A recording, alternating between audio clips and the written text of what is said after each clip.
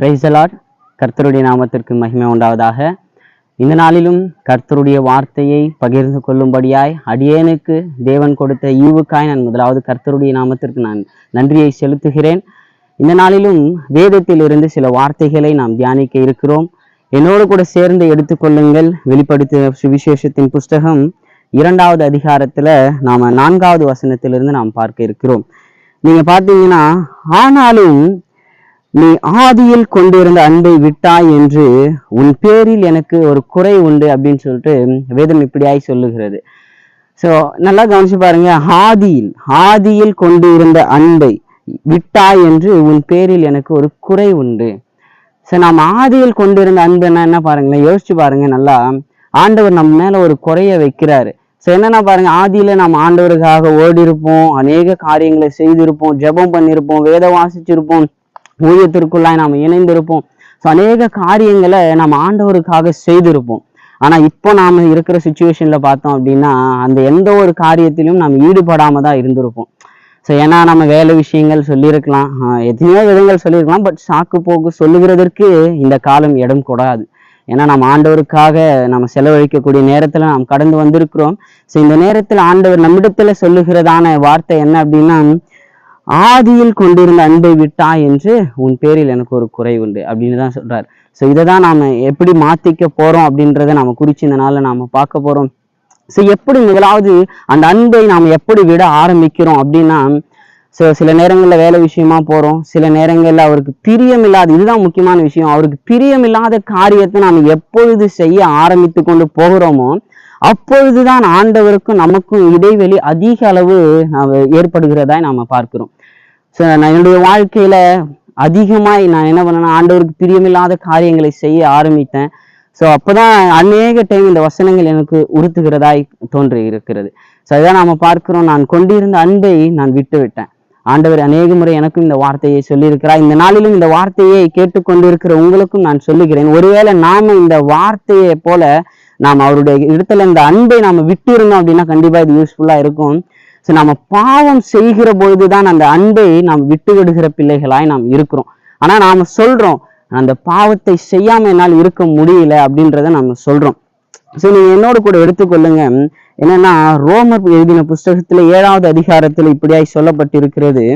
ரோமர் எழுதின புஸ்தகத்துல 7வது அதிகாரத்துல நீங்க பாருங்க, 14வது வசனத்திலிருந்து, மேலும் நமக்கு தெரிந்திருக்கிறபடி நியாயப்பிரமாணம் ஆவிக்குரியதாய் இருக்கிறது, நானோ பாவத்திற்கு கீழாக விற்கப்பட்டு மாம்சத்திற்குரியவனாய் இருக்கிறேன். எப்படி எனில், முக்கியமா இதுதான் நாம பார்க்கணும், நான் செய்கிறது எனக்கே சம்மதி இல்லை, நான் விரும்புகிறதை செய்யாமல் நான் வெறுக்கிறதையே செய்கிறேன். ஸோ அதுதான் என்னன்னா, நாம ஆண்டவருக்காக நாம் இதை செய்யணும் அதை செய்யணும்னு சொல்லிட்டு நாம எத்தனையோ விஷயங்களை யோசிச்சிருக்கலாம். ஆனா நாம பண்ற விஷயம் என்னன்னா, அதை விட்டுட்டு நாம வெறுக்கிற அந்த பாவத்திலேயே தான் நம்ம போய் விழுந்துகிட்டு இருப்போமே. ஸோ ஏன் நாம போய் பாவத்திலேயே விழுறோம் அப்படின்னா, நல்லா பாருங்க, நீங்க இப்படி இருக்க, நான் விரும்பாததை செய்கிறவனா இருக்க நியாயப்பிரமாணம் நல்லது என்று ஒத்துக்கொள்ளுகிறேனே. ஆதலால் நான் அல்ல, நல்லா கவனிங்க, நான் அல்ல, எனக்குள் வாசமாய் இருக்கிற பாவமே அப்படி செய்கிறது.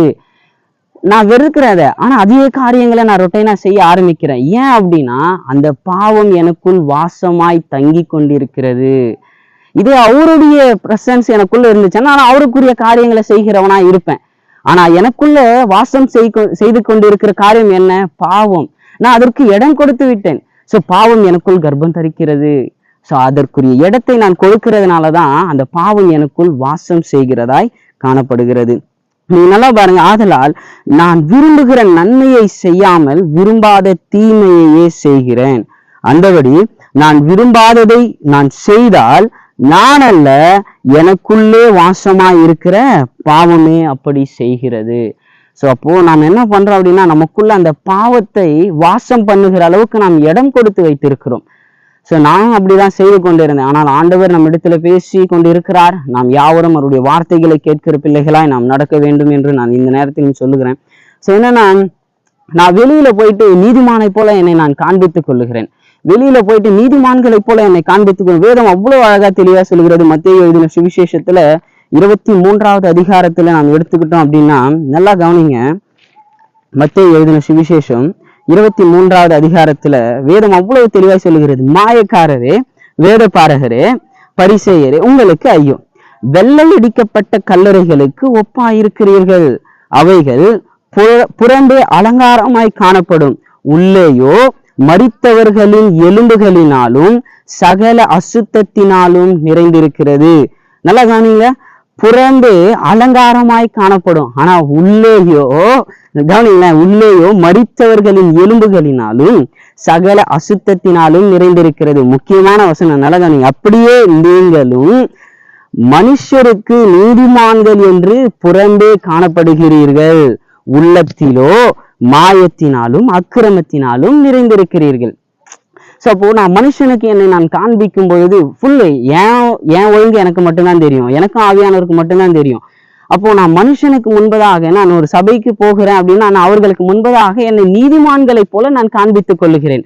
ஆனா என்னுடைய இருதயமும் யார் அறிந்திருக்கிறார்? தேவன் ஒருவரே. நான் எப்படியாப்பட்டவன், நான் என்ன பாவம் செய்திருக்கேன், நான் என்ன பாவத்துல இன்னும் வாழ்ந்து கொண்டு இருக்கிறேன் அப்படின்ற காரியம்லாம் யாருக்கு அறியும் அப்படின்னா தேவர் ஒருவருக்கே அறியும். ஆனாலும் நாம எப்படி நம்மளை காண்பித்து கொள்ளுகிறோம் அப்படின்னு நம்ம பார்த்தோம் அப்படின்னா நீதிமான்களை போல நம்மை காண்பித்து கொள்ளுகிறோம். சோ இந்த பாருங்க, வெள்ளை அடிக்கப்பட்டதான கல்லறை வெளியில பாக்குறோம். நம்ம எங்கேயாவது போய் கல்லறை போய் பாக்குறோம் அப்படின்னா வெளியில அலங்காரமாய் அப்படியே ஜோடிச்சு வைத்திருப்பாங்க. சோ கல்லெல்லாம் போட்டு கட்டி வைத்து அழகா இருந்திருக்கும். ஆனா அது உள்ளேயோ போய் பார்த்தோம் அப்படின்னா எலும்புகள் இருக்கும், புழுக்கள் இருக்கும், இப்படியா அசுத்த காரியங்களால் நிறைந்திருக்கும். அதே போலதாங்க நாமளும் மனுஷர்களுக்கு முன்பதாக நாம் எப்படி நம்ம காண்பிக்கிறோம் அப்படின்னா வெளிப்புறத்துல நம்ம காண்பிக்கும் பொழுது அப்படியே நீதிமான்களை போல நான் தாண்டா பரிசுத்தவான் அப்படின்ற அளவுக்கு நம்ம காண்பித்துக் கொள்ளுகிறோம். ஆனா நம்முடைய இருதயத்தை தேவன் ஆராய்ந்து பார்த்தாரு அப்படின்னா எவ்வளவு அசுத்தமானவர்கள் என்று நமக்கு மாத்திரம்தான் தெரியும். சோ இப்படியாய் நம்ம காண்பிக்க வேண்டாம் அப்படின்றத நான் இந்த நாள்ல உங்களுக்கு சொல்றேன். ஆகிலும் நாம சொல்றோம், இல்ல நான் சபைக்கும் போறேன், ஆனா இந்த பாவத்தையும் என்னால விட முடியல, நான் சபைக்கும் போறேன், ஜெபம் பண்றேன், வேதம் வாசிக்கிறேன், ஆனா இந்த பாவத்தை மட்டும்தான் என்னால விட முடியல, அதனாலதான் அவர்கிட்ட எனக்கு இடைவெளி அதிகமா போகுது அப்படின்னு சொல்லும் பொழுது ஆண்டவர் சொல்றாரு, நீங்க எடுத்துக்கீங்க, வெளிப்படுத்துதல்ல 3வது அதிகாரத்துல 15வது வசனம் இப்படியாய் சொல்லுகிறது. என்னோட கூட எடுத்துக்கீங்க, வெளிப்படுத்தல் 3:15. சோ பாருங்க, உன் கிரியைகளை அறிந்திருக்கிறேன், நீ குளிரும் அல்ல அனலும் அல்ல, நீ குளிராயாவது அனலாயாவது இருந்தால் நலமாயிருக்கும். இப்படி நீ குளிரும் இன்றி அனலும் இன்றி வெது வெதுப்பாய் இருக்கிறபடினால உன்னை என் வாய் என்று வாந்தி பண்ணி போடுவேன் அப்படின்னு சொல்லிட்டு ஆண்டவர் இப்படியாய் சொல்றார். சரி, நான் என்ன நம்ம சொல்றோம், இல்லைங்க என்ன நான் பாவத்தை விட முடியல, அதையும் நான் செஞ்சுக்கிட்டு இருக்கேன், என்ன பண்றது எனக்கு தெரியல, பட் இருந்தாலும் அதை தீர்க்கும்படியா நான் சபைக்கு போய்கிட்டு ஆராதிக்கிறேன், ஜெபம் பண்றேன், வேதம் ஒன்னும் யூஸ் இல்லைங்க. ஏன்னா வேதம் சொல்லுது, நீ அப்படின்னா இருந்துரு, இல்லாட்டி இப்படின்னா இருந்துரு, நீ ரெண்டுத்திலயும் இருந்தா நான் உன்னை வாந்தி பண்ணி போடுவேன் அப்படின்னு சொல்லிட்டு ஆண்டவர் இப்படியாய் சொல்றாரு. சோ அப்ப நம்ம எப்படி இருக்கணும் அப்படின்னா நம்ம சொல்றோம் ஆத்துல ஒரு காலு சேத்துல ஒரு காலு அப்படின்னு சொல்லிட்டு. சோ நாம அப்படி இருக்க வேண்டாம். அந்த பாவத்தும் செய்துட்டு இருக்கேன், நான் ஜபத்துக்கும் வரேன், ப்ரேயரும் பண்றேன், பைபிளும் படிக்கிறேன், அது வேண்டாங்க, வேண்டாம். நீ ஒன்று இருக்கிறியா, கர்த்தருக்குள்ளாவே நீ போயிட்டு அந்த பாதை உன்னை அநேக காரியங்கள்ல கொண்டு போய் சேர்த்து வேணும். ஸோ அதுதான், நீ இப்படி இருந்த அப்படின்னா குளிரும் இன்றி அனலும் இன்றி வெது வெதுப்பா இருக்கிறபடினால உன்னை என் வாயில் நின்று வாந்தி பண்ணி போடுவேன் அப்படின்னு சொல்லிட்டு ஆண்டவர் சொல்றாரு. ஸோ அதுதான் வேதம் சொல்லுகிறது. நாம் இப்படியாப்பட்ட காரியங்களை போய்கொண்டு இருக்கிறோம். 1 தெசலோனிக்கேயர் 4வது அதிகாரத்துல 7வது வசனம் இப்படியாய் சொல்லுகிறது, தேவன் நம்மை அசுத்தத்திற்கு அல்ல பரிசுத்தத்திற்கே அழைத்திருக்கிறார் அப்படின்னு சொல்லிட்டு. ஆனா நாமும் என்ன செய்து கொண்டிருக்கிறோம் அப்படின்னா அசுத்த காரியங்களுக்கு நம்மளுடைய வாழ்க்கையை நம்ம அர்ப்பணித்து கொண்டிருக்கிறோம். எப்படி அசுத்த காரியங்களுக்கு நம்முடைய வாழ்க்கையை அர்ப்பணித்து கொண்டிருக்கிறோம். தேவன் நம்மை அழைத்திருக்கிற நோக்கம் என்னன்னா பரிசுத்தத்திற்காக, நம்மளை பரிசுத்தத்திற்காக தேவன் நம்மை அழைத்திருக்கிறார். ஆனா நாமும் அசுத்த காரியங்களை செய்து கொண்டு, அவருக்கு பிரியமில்லாத காரியங்களை செய்து கொண்டு நம்முடைய வாழ்க்கையை நாம் கடத்தி சென்று கொண்டிருக்கிறோம். ஸோ அதனாலதான் நான் சொல்றேன், என்னன்னா இன்னொரு விஷயம் கூட நம்ம வேதத்துல பார்க்கலாம். யாக்கோபு எழுதின சுவிசேஷத்துல 3வது அதிகாரத்துல 10:11 நீங்க பாருங்களேன். யாக்கோபு 3:10-11 தெளிவாய் சொல்லப்பட்டு இருக்கும். துதித்தலும் சபித்தலும் ஒரே வாயிலிருந்து புறப்படுகிறது. துதித்தலும் சபித்தலும் ஒரே வாயிலிருந்து புறப்படுகிறது. நல்லா கவனிங்க, என் சகோதரரே, இப்படி இருக்கலாகாது. ஒரே ஊற்று தண்ணில் இருந்து தித்திப்பும் கசப்புமான தண்ணீர் சுரக்குமா? சோ அப்ப நல்லா பாருங்க, நம்மளுடைய இருதயத்திலிருந்து நாம் என்ன பண்றோம்னா அசுத்தத்தையும் நாம செய்துடுறோம். சபைக்கு போனா அங்க நீதிமான்களை போல நம்மை நாமே காண்பித்து கொண்டு ஆராதனை செய்கிறோம், வேதத்தை தியானிக்கிறோம், ஜபத்துல முழங்கால் நேர் முழங்கால் படியிடுகிறோம். இப்படியாய் நாம் அசுத்தத்திலும் ஈடுபடுகிறோம், பரிசுத்தத்திலும் ஈடுபடுகிறோம். ஒரு ஊற்று தண்ணீர்னா அந்த ஊற்று தண்ணீரிலிருந்து தித்திப்பான தண்ணீரா, தித்திப்பான தண்ணீர். ஒரு ஊற்று தண்ணீரா அது கசப்பான தண்ணீரா, ஐ மீன் உப்பு தண்ணீரா, அதுல இருந்து உப்பு தண்ணீர் மாத்திரம். ஆனா நாம் இரண்டையும் குடித்து கொண்டு இருக்கிறோம். அசுத்தத்தையும் செய்து கொண்டு இருக்கிறோம், பரிசுத்தத்துக்கான காரியங்களை நாம் செய்து கொண்டு. தேவன் அதை ஏற்றுக்கொள்ள மாட்டார். ஏன்னா வேதம் சொல்லுகிறது, நீ குளிராவது இரு, அனலாவது இரு, நீ வெது வெதுப்பா இருப்பாயனால் உன்னை நான் வாந்தி பண்ணி போடுவேன் அப்படின்னு சொல்லிட்டு அவர் சொல்றாரு. அதைதான் சொல்லுகிறது. நீங்க என்னோட கூட கவனிச்சீங்க, மத்தேயு எழுதின சுவிசேஷத்துல 12வது அதிகாரம், மத்தேயு 12வது அதிகாரத்துல நீங்க 12வது அதிகாரம் 35வது வசனம் நல்லா கவனிங்க. நல்ல மனுஷன் இருதயமாகிய நல்ல பொக்கிஷத்தில் இருந்து நல்லவைகளை எடுத்து காட்டுகிறான், பொல்லாத மனுஷன் பொல்லாத பொக்கிஷத்தில் இருந்து பொல்லாதவைகளை எடுத்து காட்டுகிறான். அப்ப நல்ல மனுஷன் நல்லவைகளை எடுத்து காட்டுகிறான், பொல்லாத மனுஷன் பொல்லாதவைகளை எடுத்து காட்டுகிறான். ஆனா நாம் எப்படி வாழ்ந்து கொண்டு இருக்கிறோம் என்றது நீங்க மீண்டும் மீண்டுமா நான் சொல்ற கேளுங்களேன். நம்ம சபைக்கு போறோம் அப்படின்னா அங்க நான் ஐயா வணக்கம் ஐயா, ஐயா பாஸ்டர் ஐயா வணக்கம் ஐயா, அப்படியாய் நாம் அப்படியே நல்லவைகளை போல என் இருதயத்துல முழுக்க முழுக்க நல்லது மட்டும்தான் இருக்குது போல நாம் நல்லதை மாத்திரமே எடுத்து காண்பிக்கிறோம். இதே நான் பாஸ்டர் யாரும் இல்லை, சபையார் யாரும் இல்லை, நான் புறம்பே போய் இருக்கிறேன் அப்படின்னா அந்த இடத்துல போயிட்டு நான் ஃப்ரெண்ட்ஸுங்க கூட பேசுற வார்த்தைகள், நம்முடைய வார்த்தைகள் வேறு விதையா காணப்படும். நல்ல மனுஷன் நல்ல பொக்கிஷங்களை எடுத்து காண்பிக்கிறான், பொல்லாத மனுஷன் பொல்லாதவைகளை எடுத்து காண்பிக்கிறான். ஆனா நாம செய்து கொண்டிருக்கிறோம், நல்லதையும் எடுத்து காண்பிக்கிறோம், பொல்லாததையும் எடுத்து காண்பிக்கிறோம். ஏன்னா நாம் இரண்டு வாழ்க்கையிலும் வாழ்ந்து கொண்டிருக்கிறோம். அப்படி நாம் இருக்க வேண்டாம் அப்படின்றத நான் இந்த நாள்ல உங்களுக்கு சொல்லி கொண்டே போறேன். நீங்க நல்லா கவனிச்சு கொண்டு வாங்க. வெளிப்படுத்துதல்ல 3வது அதிகாரத்துல 11வது வசனம் இப்படியாய் சொல்லப்படுகிறது. நல்லா கவனிங்க. வெளிப்படுத்துதல் 3:11. இதுதான் நம்ம ஆண்டவருக்கு நமக்கு கொடுக்கிற விஷயம். இதோ சீக்கிரமாய் வருகிறேன், ஒருவனும் உன் கிரீடத்தை எடுத்து கொள்ளாதபடிக்கு உனக்குள்ளதை பற்றி கொண்டிரு. நல்லா கவனிங்களேன். இதோ நான் சீக்கிரமாய் வருகிறேன், ஒருவனும் உன் கிரீடத்தை எடுத்து கொள்ளாதபடிக்கு உனக்கு உள்ளதை பற்றி கொண்டிரு. ஏன் எனக்குள்ளதை நான் பற்றி கொண்டிருக்கணும்னா, தேவன் நம்மளை அழைத்திருக்கிறார், நாம் தேவனை தேடி போகவில்லை. அவர் அழைத்ததற்கு ஒரு நோக்கம் உண்டு. அவர் எனக்கான ஒரு காரியத்தை கொடுத்து வைத்திருக்கிறார். ஆனா நான் அதை பற்றி கொண்டு இருக்க வேண்டும் அப்படின்றதான் நம்ம இதனால பார்க்கணும். சரி, என்னத்தை பற்றி கொண்டு இருக்கணும், எப்படி பற்றி கொண்டு இருக்கணும் அப்படின்றத நாம் பார்க்கணும். என்னன்னா, சரி நாம் இப்படியே நாம் இரண்டு வழிகளிலே நாம் நடந்து கொண்டு போயிற்கொண்டு இருப்போமே, ஆனால் கண்டிப்பா நாம் ஒரு நாள் உடைக்கப்பட்டு போவோம். சரி, நல்லா கவனிச்சிங்க. இப்படிதான் நான் ஃபைனல் டச்சுக்குள்ள நான் வரேன். ஒரு நாள் நாம் உடைக்கப்பட்டு போவோம். நீங்க எடுத்துக்கொள்ளுங்கள். ரோமர் 9வது அதிகாரத்துல 21வது வசனம். ரோமர் 9வது அதிகாரம் 21வது வசனம் தெளிவாய் சொல்லப்பட்டு இருக்கும். நீங்க கவனிங்க. ரோமர் 9:21.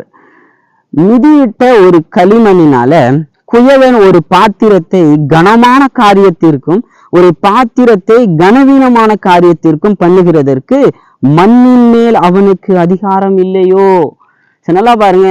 குயவன் ஒரு பாத்திரத்தை கனமான பாத்திரத்திற்கும் கனவீனமான ஒரு பாத்திரத்திற்கும் உண்டு பண்ணுகிறதற்கு அவருக்கு அதிகாரம் இருக்கிறது.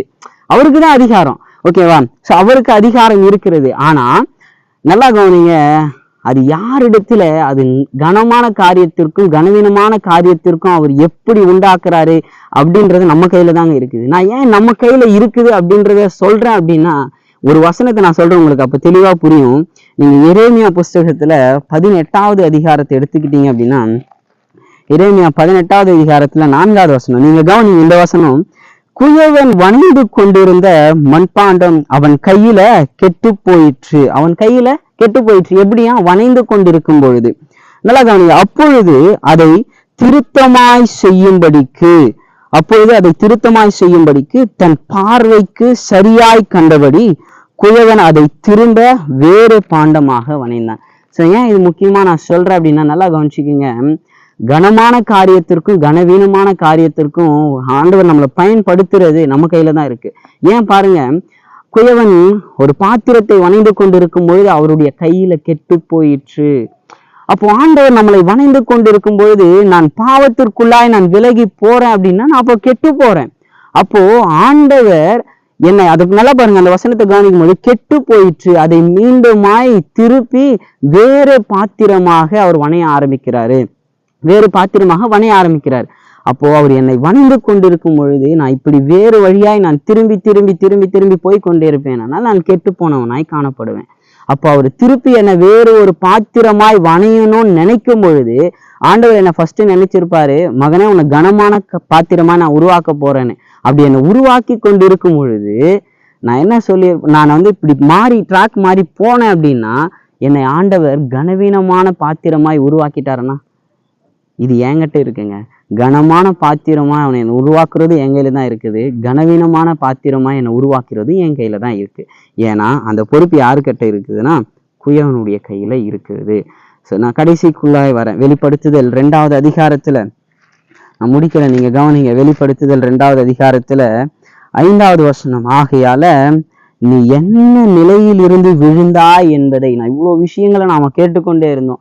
ஸோ இப்படியாய் நாம வாழ்ந்து கொண்டு இருக்கிறோம், இந்த காலத்துல இப்படியாய் நாம போய் கொண்டு இருக்கிறோன்னு.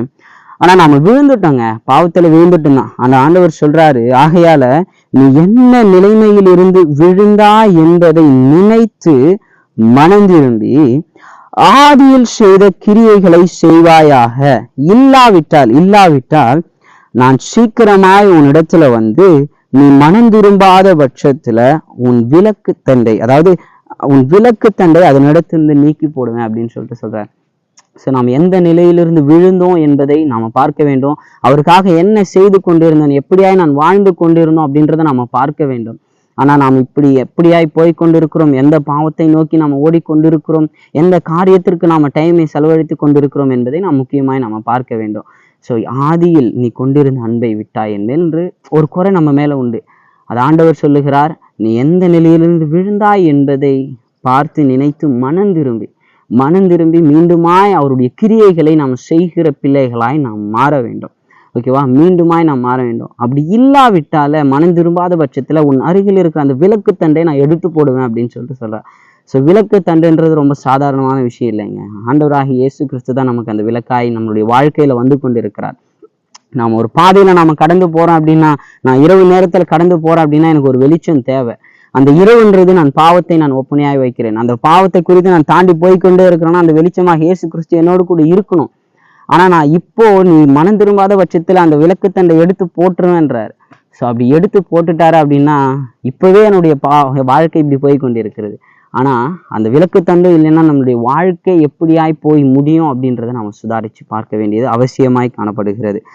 கடைசியாய் நாம் பார்க்கிறோம் ரோமர் எழுதின புஸ்தகம் 6வது அதிகாரத்துல, ரோமர் எழுதின புஸ்தகத்துல 6வது அதிகாரம் கவனிங்க. 6வது அதிகாரத்துல 17 இருந்து நாம பார்க்க இருக்கிறோம். 17 நான் முடிக்கிறேன். 17வது, முன்னே நீங்கள் பாவத்திற்கு அடிமைகளாய் இருந்தும் இப்பொழுது உங்களுக்கு ஒப்புவிக்கப்பட்ட உபதேச சட்டத்திற்கு நீங்கள் மனப்பூர்வமாய் கீழ்ப்படிந்ததினால தேவனுக்கு ஸ்தோத்திரம். ஸோ நல்லா கவனிச்சிங்க. 19வது வசனத்தில் நான் வருகிறேன். உங்கள் மாம்ச பலவீனத்தின் நிமித்தம் மனுஷர் பேசுகிற விதமாய் பேசுறேன். ஓகேவா? மனுஷர் பேசுகிற விதமாய் பேசுகிறேன். அக்கிரமத்தை நடப்பிக்கும்படி முன்னே நீங்கள் உங்கள் அவயங்களை அசுத்தத்திற்கும் அக்கிரமத்திற்கும் அடிமைகளாக ஒப்பு கொடுத்தது போல. அப்ப நம்மளுடைய வாழ்க்கையில நம்ம என்ன பண்ணிருப்போம்னா, நம்மளுடைய சரீரத்தை அசுத்தத்திற்கும் தேவையில்லாத காரியங்களை செய்வதற்கும் அக்கிரமத்திற்கும் நாம் அடிமைகளாக ஒப்பு கொடுத்தது போல. நல்லா கவனிங்களேன். இப்பொழுதோ பரிசுத்தமானதை நடப்பிக்கும்படி உங்கள் அவயங்களை நீதிக்கு அடிமைகளாக ஒப்பு கொடுங்கள் அப்படின்னு சொல்லிட்டு வேதம் சொல்லுகிறது. ஸோ இப்படியாய் நாம் பார்க்கிறோம். நம்ம இவ்வளவு நாள் நம்முடைய சரீரங்களை, நம்முடைய அவயங்கள் முழுமையாய் நாம என்ன பண்ணிட்டு இருந்தோம்னா அக்கிரம காரியங்களுக்கும் அசுத்தத்திற்கும் நாம ஒப்பு கொடுத்து கொண்டிருந்தோம். ஆனால் இன்றைக்கு ஆண்டவர் சொல்லுகிறார், மகனே மகளை கேட்டுக்கொண்டு இருக்கிற யாவராக இருந்தாலும் சரி, இன்றைக்கு ஆண்டவர் சொல்லுகிறார், உங்களுடைய சரீரங்களை, உங்களுடைய அவயங்களை பரிசுத்தத்திற்கு அடிமைகளாக ஒப்பு கொடுங்கள். ஸோ அப்படி நாம பரிசுத்தத்திற்கு அடிமைகளாய் நாம ஒப்பு கொடுக்கும் பொழுது நான் ஆண்டவருக்குள்ள அதிகமாய் டச்சில் வருவேன். அப்போ நாம் ஆதியில் செய்த அதே கிரியைகளை நாம செய்கிற பிள்ளைகளா நாம் டெஃபினட்டா மாறுவோம். ஸோ அதுதான் ஆண்டவர் நம்ம மேல் வைத்த ஒரு குறை. அது ஒன்று மட்டும்தான். என்னன்னா, ஆதியில் நீ என் மேல் வைத்த அந்த அன்பு இப்ப இல்லப்பா அப்படின்னு சொல்லிட்டு ஆண்டவர் சொல்றாரு. ஸோ ஒரே ஒரு விஷயத்த மட்டும் நான் சொல்லி முடிக்கிறேன். என்ன அப்படின்னா, நம்ம ஒரு விதையை விதைக்கிறோம் அப்படின்னா, குறிப்பா நம்ம வேர்க்கடலை நம்ம விதைக்கிறோம் அப்படின்னு சொல்லிட்டு நம்ம பார்க்குறோம் அப்படின்னா, நீர் பாய்ச்சுகிறோம், எல்லாமே நம்ம பண்ணுகிறோம். ஆனா குறிப்பா நாம் பண்ணுகிற ஒரு விஷயம் என்னன்னா, நாம அதுக்கு களை வெட்டணும். ஓகே, ஏன் களை வெட்டணும் அப்படின்னா, அது களை இருக்குன்னு, ஏன்னா நம்ம அது பூமியிலிருந்து நம்ம பிடுங்கும் பொழுது அந்த கொடிகளோ செடிகளோ அதை சிக்கிக்கிடுச்சு அப்படின்னா, நம்ம பூமியிலிருந்து பிடுங்குகிறதற்கு அதுக்கு ரொம்ப நம்மளுக்கு கடினமாய் நமக்கு காணப்படும். அது மாத்திரம் இல்லாம இன்னொரு விஷயம் என்னன்னா, நம்ம சுற்றி களைகளை எடுக்காம இருந்தோம்னா, நாம நீர் பாய்ச்சுகிறதான அந்த நீர் எல்லாம் இதற்கு கனி கொடுக்குதோ இல்லையோ, அதற்கு தேவையான காரியங்களா இது உறிஞ்சிக்கொள்ளும். ஸோ அதுதான் நாம சொல்றேன். முக்கியமாய் நம்ம ஒரு விதையை விதைக்கிறோம் அப்படின்னா, அது பலன் கொடுக்கணும். அது சுற்றி இருக்கிறதான தேவையில்லாத காரியங்களை நம்ம டெஃபினட்டா களை எடுத்து தான் ஆகணும். அப்படி எடுத்தோம் அப்படின்னா, பூமியிலிருந்து பிடுங்கிறதற்கு அது ஈஸியா இருக்கும். அதிக பலனையும் அது கொடுக்கிறதற்கு கண்டிப்பாய் காணப்படும். அதே போலதாங்க நம்முடைய வாழ்க்கையில நாம பூமியிலிருந்து எடுத்து கொள்ளப்படும் பொழுது, அது எப்படி சுற்றில இருக்கிற களைகள் வெட்டப்பட்டு இருந்தா ஈஸியா இருக்குமோ, நம்மை சுற்றி இருக்கிற பாவங்களை நாம அகற்றி விட்டுட்டோம் அப்படின்னா, ஆண்டவராக இயேசு கிறிஸ்து வருகையில நம்ம எடுத்து கொள்ளப்படும் பொழுது மிகவும் ஈஸியா இருக்கும். ஏன் ஈஸியா இருக்கும்னா, நம்மளுடைய பரலோக வழிக்கு அது ஈஸியா இருக்கும். ஸோ குறிப்பாய் இதை தான் நாம பார்க்க வேண்டியதா இருக்கணும். நம்மை சுற்றி இருக்கிற பாவங்களை நாம களை எடுத்து கொண்டே போகணும். ஸோ அந்த எடுத்தா மட்டும்தாங்க அது கீழே நாம பிடுங்கும் பொழுது அதிக விளைச்சல் அது கொடுத்துருக்கும். அப்போ நம்மளுடைய பாவங்களை, நம்ம சுற்றி இருக்கிற பாவங்களை நாம களை எடுத்து போட்டுட்டோம் அப்படின்னா, அது நீர் எப்படி அதற்கு பலனை கொடுக்கிற போல அது வளர்ந்து கொண்டே இருக்குதோ, அதே போலதான் வேதமும் ஜபமும் நம்மளுடைய வாழ்க்கையில நாம் ஏற்றி கொண்டே இருக்கும் பொழுது, கலையை போல அந்த கலையை எடுத்து போடுகிறது போல நம்மளுடைய வாழ்க்கையில நம்ம சுற்றி இருக்கிற பாவத்தை நம்ம தகர்த்திக்கிட்டு போயிட்டே இருந்தோம்னா, கண்டிப்பா அது கொடுக்கிற அதே பலனை போல நாமும் அநேக பலன்களை நாம் தேவனுக்காக கொடுப்போம் கண்டிப்பா. ஸோ இந்த நாள்ல நான் உங்களுக்கு இதுதான் நான் சொல்லுகிறேன். ஆதியில் என் மேல் கொண்டிருந்த அன்பு இல்லவா அப்படின்னு சொல்லிட்டு ஆண்டவர் சொல்றாரு. ஸோ அதை நாம மாத்திக்கணும். இந்த நாள்ல நம்முடைய சரீரங்களை அவருக்கு அடிமைகளாக நாம ஒப்பு கொடுக்கும். எதற்கு அடிமைகள்? பரிசுத்தத்திற்கு அடிமைகளாக நாம் ஒப்பு கொடுப்போம். கர்த்தர் தாமே இந்த நாளிலும் உங்களை ஆசீர்வதிப்பாராக. மீண்டுமாய் நம்ம இன்னொரு வார்த்தையில நாம சந்திப்போம். கர்த்தர் உங்களை ஆசீர்வதிப்பாராக. ஆமென். Praise lord. கர்த்தருடைய நாமம் மகிமைப்படுவதாக. இந்த அருமையான வேலையில நாங்கள் என்ன சொன்னா, இங்கே வந்து பாறை ஜெபம், நாங்கள் இரவு வேலையில் வருவோம் ஜெபம் பண்ணுறதுக்கு. அநேக சிறு பிள்ளைகளோட வரும்போது ரஞ்சித்தோட அம்மா, இவர் பேர் ரஞ்சித்து, இவருடைய அம்மா வருவாங்க. மதன், ஏதாவது பூச்சி கடிச்சா நான் கண்டிப்பாக உன்னை ஸ்டேஷன் வரைக்கும் கொண்டு போவேன் அப்படின்னு சொல்லுவாங்க. ஆனால் அது நான் மறந்துட்டேன். ஆனால் எனக்குள்ளே இருக்க இங்கே ஒரு காசிநாதன் பாஸ்டர்னு ஒருத்தர் இருக்காரு. அவரு எனக்கு அதை உறுத்து, எது ஆனாலும் உன்னை வந்து பிசாசு எப்படி வேணா தந்திரம் பண்ணுது பாத்தியா அப்படின்னு சொல்லுவாரு. ஆனால் நாங்கள் அது பயப்பில்லை. ஆனால் இவன் சிறு பிள்ளையா இருக்கும்போது நான் ஏற்கனவே ஒரு குரூப்ல போட்டிருப்பேன். ஆனாலும் கூட கர்த்தர் எங்களை வந்து ஒரு உயர்த்தி வச்சுக்காரு. இந்த இடத்துல இந்த பாறை ஜெபத்துல பாரத் அப்பா, ரவி அண்ணன், அசோக் அப்பா, அதுக்கப்புறம் எழிலரசன், அதுக்கப்புறம் விக்கி, அடுத்தபடியா அநேக பிள்ளைகள், ஏதோ ரஞ்சித்தும், ஏன்னா எல்லாருமே பாருங்க இங்க இருக்கிற நம்ம ஜெபம் பண்ணவங்க எல்லாமே 90% வந்து ஊழியக்காரர் ஆயிட்டாங்க, 10% ஆசிரியர் ஆயிட்டாங்க. அல்லேலூயா. இவர் தம்பி வந்து மெடிக்கல் ஃபீல்டில் இருக்காரு. ஆனாலும் தேவன் எல்லாவற்றையும் ஒழுங்கு கிரமமா எங்களை அற்பமாய் நினைத்த மத்தியிலையும் கர்த்தர் எங்களுடைய கொம்புகளை உயர்த்தினார். அல்லேலூயா. ஏன்னா எங்களுக்கு ஏசப்பா மட்டும் எங்க வாழ்க்கையில வரலன்னா நாங்க எப்படி இருந்துப்போன்னு எங்களுக்கு தெரியாது. இந்த இரவு வேலையில இப்ப நாங்க போனோம்னா 1 கிலோமீட்டர் நாங்க நடப்போம், கரண்ட் இருக்காது. ஆனா என்ன பூச்சி இருக்குன்னு எங்களுக்கு தெரியாது. இப்ப இருட்டுல தான் நாங்க இருக்கிறோம். ஆனா இருந்தாலும் நேச்சுரலா நாங்க இந்த வீடியோவை தேவ பிள்ளைகளுக்கு நாங்க இதை பகிர்ந்து கொள்ள வேண்டும் என்ற ஒரு வைராகியம். ஏன்னா இதை பார்க்கிறவங்க அநேக நம்ம எந்த ஸ்தலத்துல இருக்கிறோம், நம்ம ஆண்டவருக்காக என்ன செஞ்சிருக்கிறோம், ஆண்டவரை நம்ம ஏற்றுக்கொண்டு ஆதியில் என்னென்ன நம்ம வைராகியம் ஊழியம் பண்ணணும், அநேக ஆத்துமாக்களுக்கு உதவி செய்யணும், அநேக பாட்டிமார்களை, அநேக திக்கற்ற பிள்ளைகளுக்கு நம்ம உதவி செய்யணும்னு நம்ம நினைச்சிருப்போம்.